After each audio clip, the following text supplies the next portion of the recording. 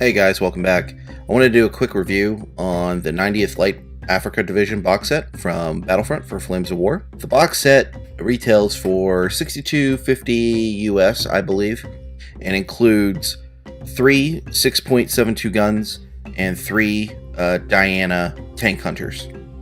You also receive 3 unit cards, one for the 90th Light Rifle Company HQ, the 7.62 centimeter tank hunter platoon, and for the Diana, of course. The miniatures are a mix of metal and resin. The Diana tanks, or trucks, whatever they are, the body itself is resin. The tracks are going to be metal, along with the gun and then the little bars on the top of the vehicle. The guns themselves, those are all metal, with the exception of the clue, which is the new ABS plastics that Battlefront is now using for its infantry. I am not a fan.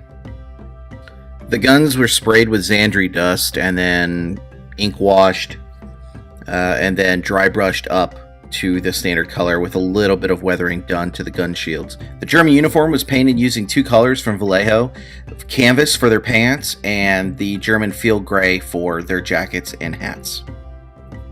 Overall, the guns went together really easily, just a little bit of super glue. The infantry, it's just gluing them into the slots and you're good to go. So the overall difficulty of putting the guns together, not very high.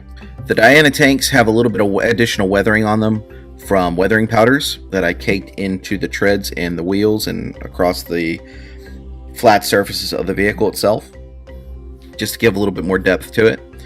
They do have decals applied as well. Now, it's important to note that this box set does not come with any decals whatsoever.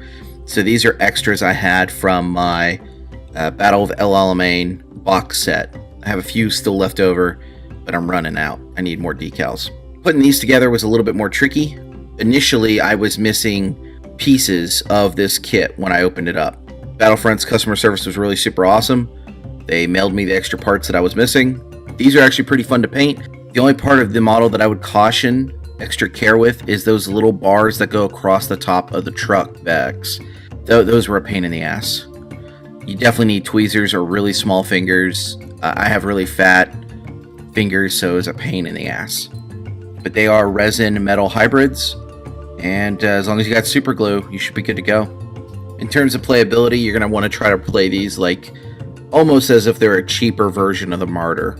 They do take up the Martyr slot or the Tiger slot in your list for Arifka Korp, but they are a little bit cheaper. The only downside is where you can take 4 Martyrs, you can only take 3 Dianas.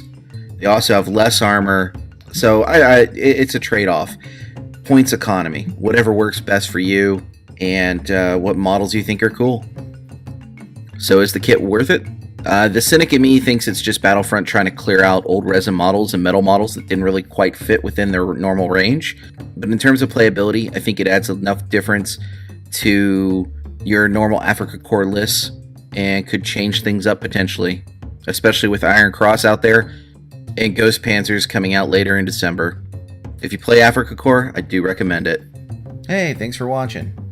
If you want to help the channel grow, just share the video with a friend or a Facebook group or something like that. Hit the like button or subscribe. Smaller channels like mine thrive on word of mouth, so letting a friend know, it's a big help.